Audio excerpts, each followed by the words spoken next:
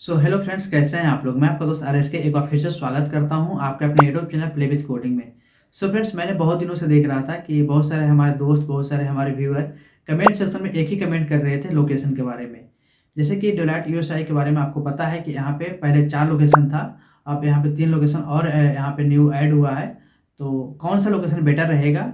जैसे आपने बहुत सारे कंपनी के बारे में सुना भी होगा कि इस कंपनी का इस लोकेशन पे बढ़िया प्रोजेक्ट मिलता है, तो क्या डेलॉयट में कैसा है, ठीक है, कौन सी लोकेशन आपके लिए बेटर रहेगा। इस टॉपिक में मैं बात करूंगा इस वीडियो में।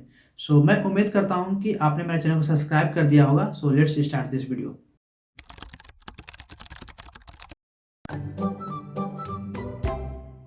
गाइस, सबसे पहले मैं आपको डेलॉयट यूएसआई का ऑफिस के बारे में आपको बताता हूं कि कौन कौन सिटी में अवेलेबल है।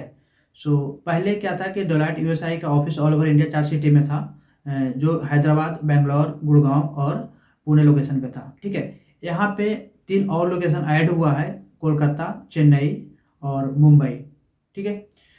यहाँ पे टोटल और ऑल ओवर इंडिया यहाँ पे टोटल 7 लोकेशन पे डेलॉयट यूएसआई का ऑफिस है। आप चाहे तो आप कहीं किसी भी ऑफिस में आप अपना प्रेफरेंस अगर आपको मिलता है तो आप चूज कर सकते हैं। अब हम बात करते हैं कि लोगों को जो मेनली डाउट है, ठीक है, कि कौन सा लोकेशन पे बढ़िया प्रोजेक्ट मिलता है, कौन सा लोकेशन पे बढ़िया प्रोजेक्ट नहीं मिलता है, यानी कि कम प्रोजेक्ट आता है, बेंच पे बैठना पड़ता है।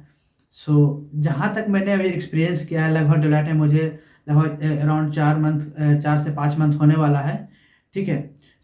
अभी तक मैंने एक्सपीरियंस किया है कि डेलॉयट में यहाँ पे लोकेशन मैटर नहीं करता है। मेरा जो प्रोजेक्ट है उस एक ही प्रोजेक्ट पे जो हमारे जो टीम मेंबर है डिफरेंट डिफरेंट लोकेशन से वर्क कर रहे हैं, यानी कि उनका जो बेस्ट लोकेशन है डिफरेंट डिफरेंट है।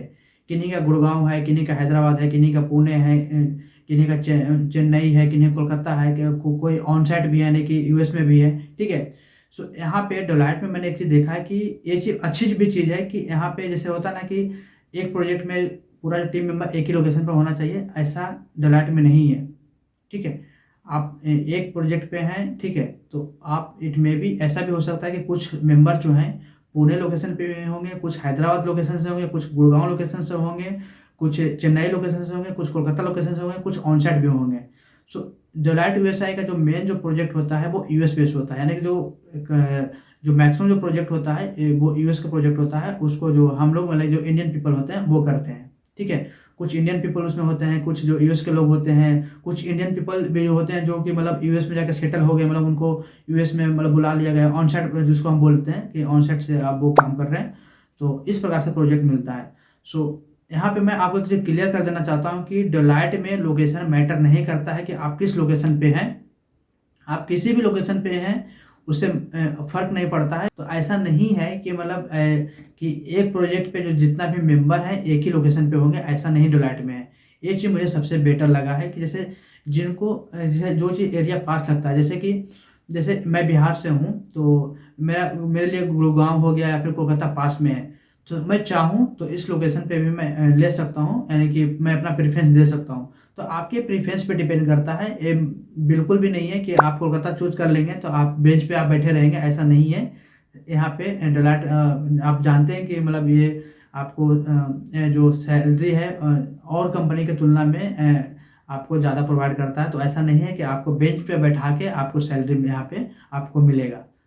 आप इसके लिए आप टेंशन ना लो। मैटर यहाँ पे आपको प्रोजेक्ट मैटर करता है, यहाँ पे लोकेशन मैटर नहीं करता है डेलॉयट यूएसआई में। आई होप आपका ये डाउट क्लियर हो गया होगा। और अगर आपने मेरे चैनल को सब्सक्राइब नहीं किया है तो आप सब्सक्राइब कर दें। और अगर मैंने डेलॉयट यूएसआई पे मैंने बहुत सारे वीडियो मैंने अपलोड कर दिया हूँ, तो चाहे तो आप प्लेलिस्ट को भी चेकआउट कर सकते हैं। मिलते हैं नेक्स्ट वीडियो में। Thank you.